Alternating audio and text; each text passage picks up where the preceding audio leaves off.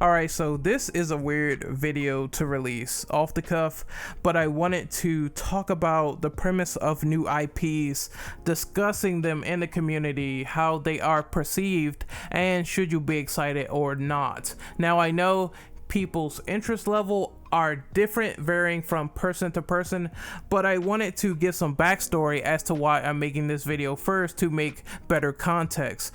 So there is an individual, I'm not going to name his name, I'm not going to plug his channel, but he essentially said something about new IPs that kind of made me want to make this video in the first place. He said that comparing all the stuff that has been happening with Death Stranding and the Kojima hype and how Kojima can be overrated, what if someone like Rocksteady made a new Batman game and Batman was not established as a character and they were just creating the game, the same game like Arkham Asylum, and nobody knew about it, nobody knew who Batman was, etc. And I told myself, what's wrong with getting excited for a new IP if it particularly caters to anyone and it doesn't have that distinct backstory that you know and love? Maybe that backstory will be firmly established as soon as you play the game. It's a novel concept, right? It's a novel fucking concept. I don't know why people have this stigma against new IPs just because they aren't well known and they're starting a new story, new premises, and hopefully a new franchise. Now, in Death Stranding's case, I can understand why people are a bit divisive on Kojima. A lot of people think that Kojima is overrated. You're entitled to have that opinion. It seems like there's three sides to the equation, right? Kojima is either overrated and they're not buying the game. People are either praising Death Stranding way too much when in reality they did not show much even in that release date trailer. It seemed very metaphorical. They said, the character in particular, Mads Mikkelsen, said that I will show you more soon, I promise. They gave you just a little grain of salt and they pulled back. And from a artistic point of view, it makes sense because they are trying to build up the game to give more intrigue slowly, by slow bits. Now, I understand some people aren't interested in mystique. They want to know what the full game is immediately. And I understand that to an extent. Like, I don't want a trailer to spoil too much, but I don't want a trailer to give me so little that I completely don't even know what the game is. And I understand in Death Stranding's case, I need more in order to be invested in a purchase. That's just me. The gameplay looks intriguing for what it is, the concept looks intriguing for what it is, but I need a little bit more meat on my chicken here. I can't just pre-order a game and I'm not fully committed, fully sold to the gameplay. So there's three camps in general, and then the extremist camp, which is either they say outlandish, stupid shit like the game is going to be cutscenes only and trash, and they haven't really played Death Stranding. They don't know what it is. I think the end all be all should be playing that new IP and giving it a test run for yourself, because we don't know if Death Stranding will adhere to the same conventions as Metal Gear.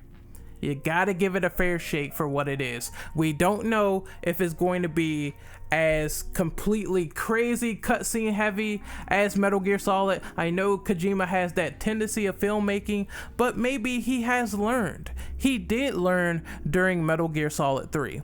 I think that the idea of new IPs in general, you're going to have that sort of fan reaction when there's an obvious brand recognition. People know that Kojima is a legendary visionary in the game industry. Some people love his work. He's going to have that attachment to his name regardless of what you think. The same can be said easily for other developers. What if Naughty Dog went out there and made another entirely different new IP? It's gonna have that brand recognition due to the studio or director at large. New indie intellectual IPs, on the other hand, it's a bit more of a hard sell because, of course, they don't have that brand recognition. They don't have the recognition from top tier AAA developers. They don't have potential names behind them that would be recognizable. Some do, but some don't. So it's a bit of a hard sell, but even then, I wouldn't call those games trash just because there's no establishment of previous brand recognition. Just release your game, I'll play it. If it's good, I'll say it's a good game. That's how it should be coordinated. But I think down the line, all of this attention, all of this fan feedback, all of this common sense got skewed in the process. Basically put, new IPs are not trash because there's no establishment behind them. There's no previous history. I want developers to keep trying something new. Trying something new and different leads to new potential franchises being created from something good. New IPs aren't inherently bad, and I don't get why people have this philosophy behind them. You can be skeptical, of course. You can see a trailer and say, I didn't really enjoy that CGI trailer. That won't be full gameplay. Of course, certain bullshots that they try to sell you on, some of these things need to be things of the past. I'm fucking tired of seeing CGI trailers. I'm tired of seeing Ubisoft constantly lie time and time again about downgrades. That is something to get reasonably upset about. Yet, if the premise is to hook you on gameplay and you pass judgment, the key cardinal rule is to play the game yourself in some form. There is a caveat to this, and that is the fact that, yes, they got rid of demos now, or at least demos still happen, but they are in short supply, or you have to pre-order the game to get said demo, and I think that idea within the industry is trash. It needs to change. Why the fuck do I have to give you my money? Already, I have to give you some form of payment in order to play a vertical slice of your game. Why? Why do I have to do this? I shouldn't have to do this. If you are confident with your product, if you are definitely serious about selling this product to the mass market, if you are a person that is like, oh, I know this game is going to be incredible, I played it myself, play test went great, I'm going to put out a short demo and let the fans get their hands on it. If you are confident about your game selling, you should have no problem creating a demo. Straight to the PlayStation Store, straight to Xbox Live, straight to fucking Steam demo. No bullshit, no cut corners, no intrusive. You gotta pre-order the game in order to play this vertical slice. A straight up demo. These need to come back. They really, really do. Because some people, they want to be convinced further before buying your game. It's a simple premise. So I understand it's like a balancing scale. It's two sides to the equation. The first side being, I understand some people want to wait reasonably before buying a product because maybe they want other games, maybe they have higher priorities. At the same time, until I play this product, I can't really judge until I do. And the only compromise is to let people play stuff early, let people beta test or alpha test. It's things like this that made Neo better, and that was a new IP. I understand some developers, they need the assistance, and you can do that.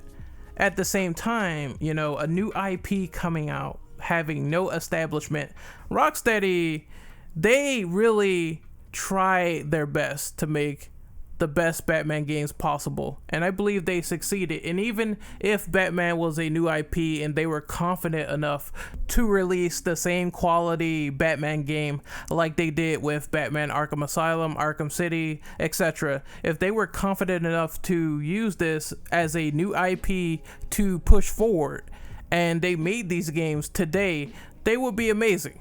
They would still be amazing if it was indicative of the same quality, even if you didn't know Batman. In conclusion, when a new IP rolls around the corner, when it introduces new, interesting, and fun premises, we can get excited for them. I don't understand why people won't give them a chance. We need to give new stuff a chance so this stuff can be pushed forward, because the argument can be made that sequelitis can be a real thing, and there can be franchises that come out yearly and they're constantly spammed down your throat time and time again, to the point where you don't even want it, or you don't even really want to play those games anymore sometimes. I mean, this is how I feel with Assassin's Creed. When the next Assassin's Creed game comes out, I'm not going to be excited, because I'm still back playing Assassin's Creed 2 and Brotherhood, because I haven't beaten those games yet, and there's so many that came out. So it's like I'm stuck behind the times with this franchise because there's way too many to play, and I can't keep up with playing all of these Assassin's Creed and Call of Duty games. So I'm gonna be like, well, fuck it, I'm just going to stick to the games that I have. Whenever I beat them, I will, and that's it. I'm not really going to keep constantly buying Assassin's Creed over and over and over again, because I can't keep up with the franchise anymore. This is the true horror story of a franchise getting way too much clout and the developers just not caring anymore. When you have a backlog this fucking huge, and it's hard to keep up with playing all those yearly releases. I know I also said that it's a good thing to create franchises, but they have to still be consistently good on quality.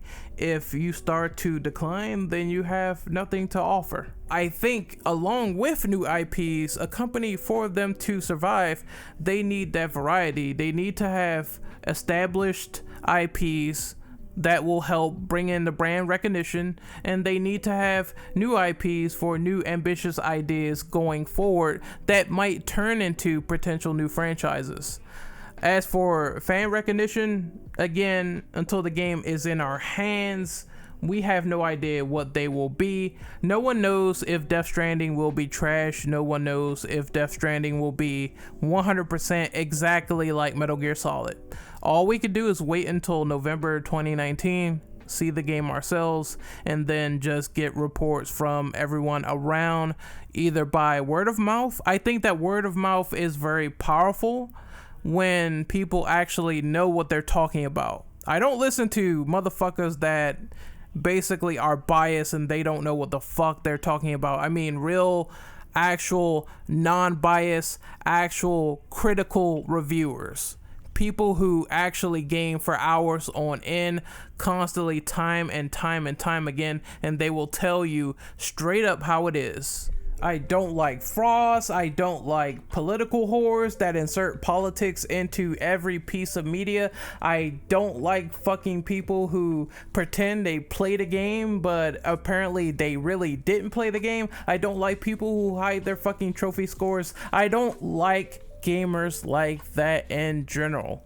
I follow the facts, the objective minds, the people who know how to think, the people who know how to run before they know how to walk. I fucking follow those people, and I look at certain comments. I decide from there if the game is worth getting or not on a buy, wait, or sell scale. It's ultimately up to me to make my mind up on what I want, and that's it. That's all you have to do is like look at the right places. Like fucking GameFAQs is cancer on my dick. I would never fucking look at that website ever for any credible information at all. At fucking all. So I will be out there watching. I will be out there waiting to see if this game is worth playing or not. Death Stranding in particular. I think being open-minded about new IPs, being free-thinking, it really, really helps. And if the new IP does turn out to be bad, if the gameplay is actually trash, then I would say the game is not that great. You shouldn't pick it up. You got to be fair in that regard as well on both sides. It could be good or bad, just like any other video game out there trying to establish a concept and you're not sold on it yet, or you're immediately sold and you want to see more of it. Anyway, I think this was a great discussion. I'm going to end it here. A lot of talk about interpretations of new IPs and the excitement for them. You know, Death Stranding itself is a unique premise. I do love all the stuff that they're doing. I think that the whole no traditional game over thing was awesome. It sounds awesome from the description alone, and it reminds me of Metal Gear Solid 3 when you're transported to the quote-unquote other world and you see the Sorrow, and he mentions, "Oh, Snake, here's all the people you killed, have fun," you know, and you're bumping into them and all that. Death Stranding in the other world, where if you die, or quote-unquote if you get dragged by the black ghoulish people, you see all the victims that are dead, and if you kill them, there are consequences. A unique mix of other works from a well-established developer is fine. And like I said earlier, I think fans are going to get absolutely ecstatic. It's just going to come with the territory if they see their favorite developer trying something different. It always happens. It's up to you to interpret how the game will be once it finally comes out. Will Death Stranding be great? Will Death Stranding be an absolute terrible 7-hour cutscene? It's all a wait and see affair. Anyway, this is Renegade Operative signing off. Hopefully you guys really enjoyed this discussion piece on new IPs. Off the cuff, I know, but hey, I wanted to get my points across and maybe you will resonate with them. How do you feel about new IPs, frankly? What will sell you on a trailer? And do you think that they should release more demos these days to the public in order to get a feel for the game? I know the reason why developers don't do this much is because they're afraid they will lose sales if the game is bad. But I mean, come the fuck on. If you guys are confident, you have nothing to worry about. People are gonna buy the fucking game. Look, I will tell you like this straight up, as a fan of video games, I have bought and played games based on demos in the PS2 era, like MLB Slugfest, Mark of Curie, SOCOM. I bought all of those games based on the demos being good. Believe it or not, it works, and it needs to come back to the fold. But what do you think? Comment below, let me know, like the video, share it, subscribe, it really helps me out, and I will see you guys next time. Later.